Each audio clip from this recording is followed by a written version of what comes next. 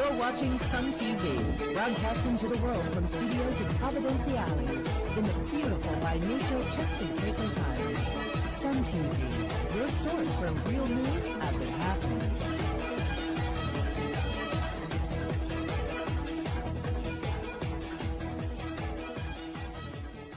The Progressive National Party government has been given a failing grade for its first year in office. The assessment came from opposition leader Honorable Charlene Cartwright Robinson, who said the only two things she would give the PNP a passing grade for would be overseas travel and introducing taxes. Speaking during a media conference at the PDM's headquarters in downtown Providenciales on Monday, November 18th, the opposition leader said that many persons other than members of her party were dissatisfied with the performance of the PNP. We hear more about the opposition leader's report card on the PNP in this clip. Are certain death and taxes.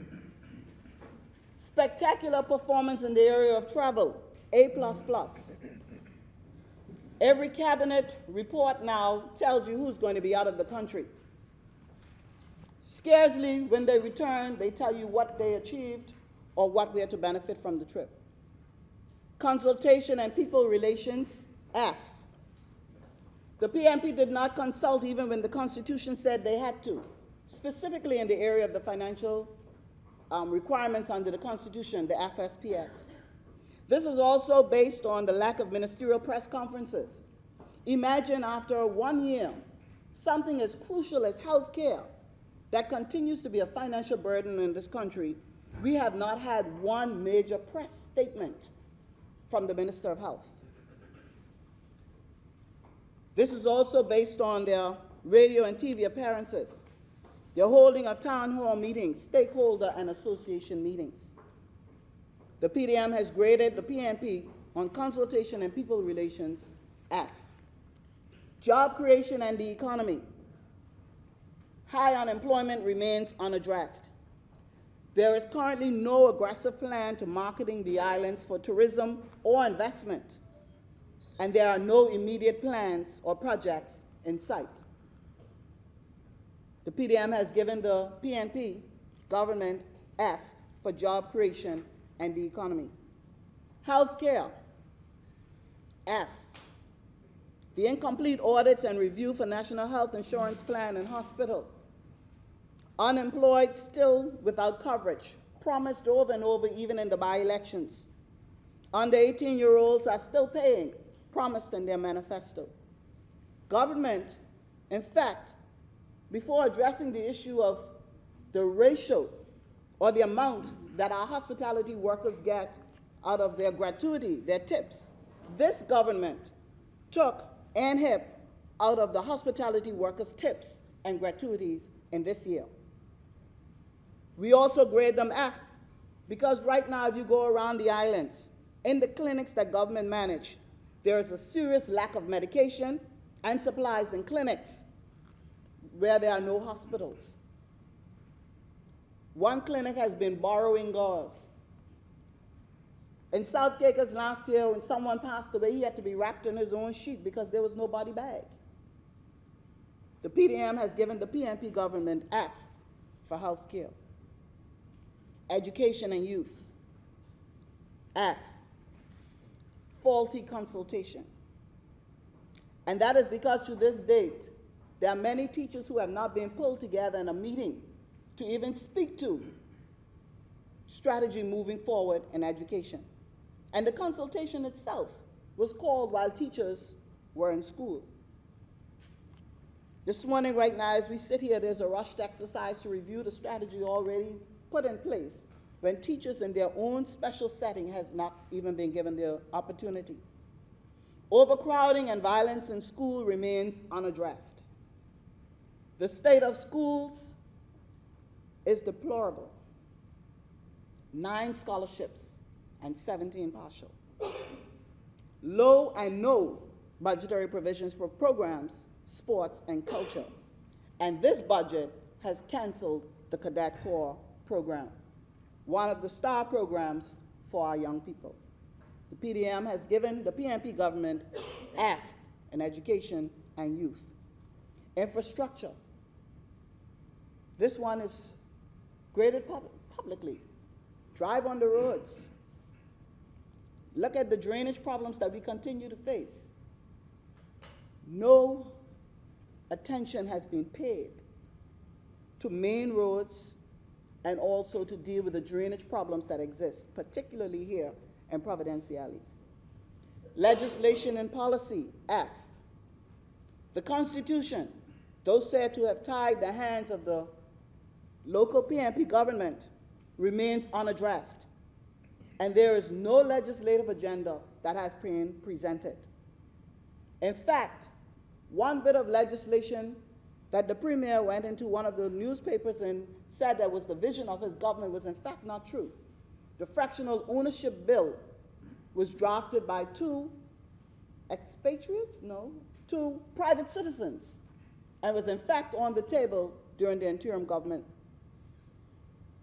Finally, environment, F.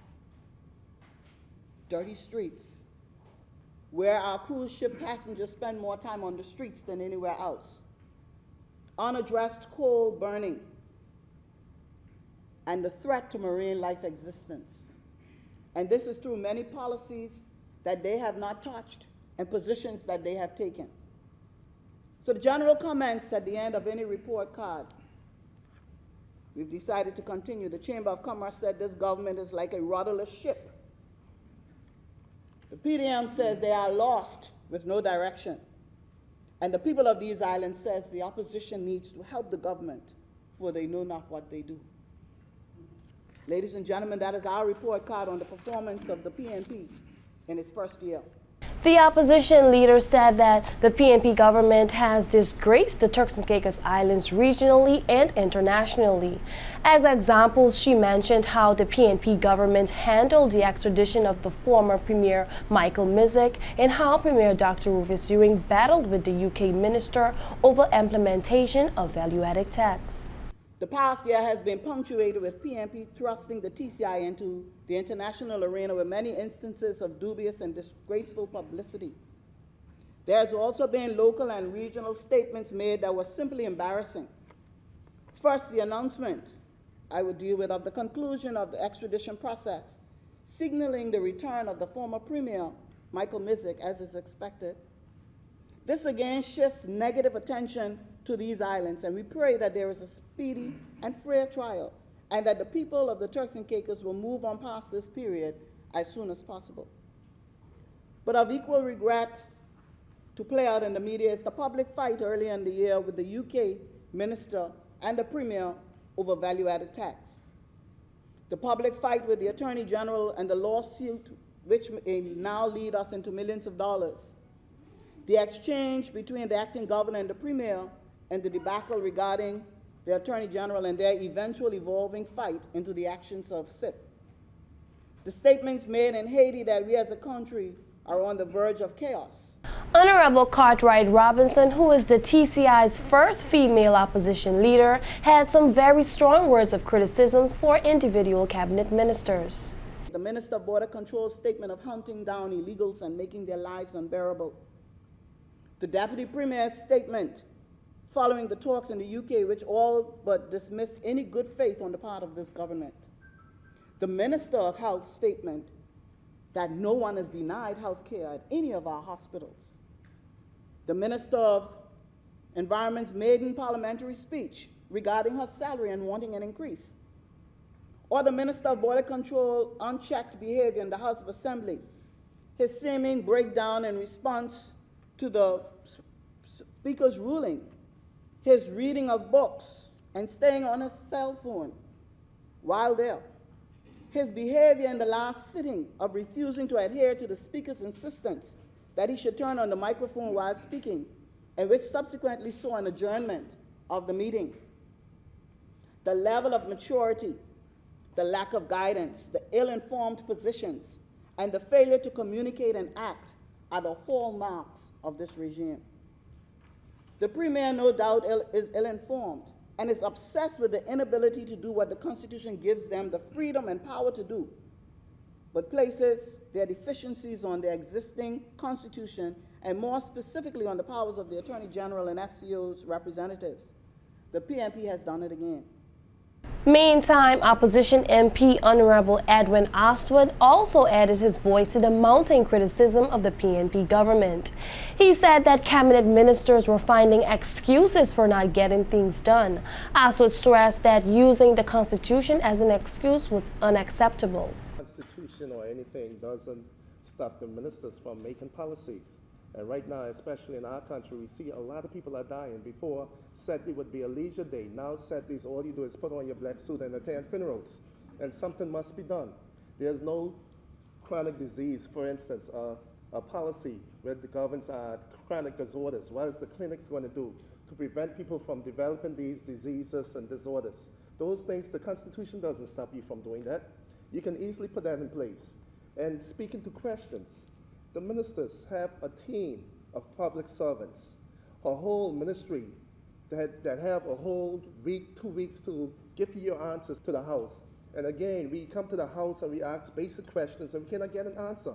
And you have a whole team to prepare this answer for you.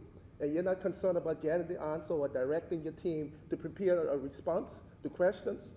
And it's unacceptable.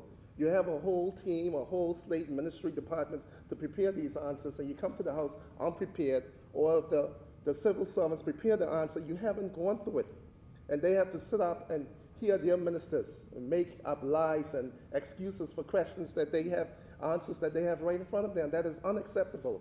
Well, that's our Sun TV News Brief for today. Join us again tomorrow when we bring you real news as it happens directly to your computer, mobile device, or smartphone. If you know anyone living overseas who would like to keep up with what is happening in the Turks and Caicos Islands, get them to email us at sun@suntci.com so we can add them to our mailing list to get Sun TV News. Thanks for watching. I'm Tadleen Dafferlin.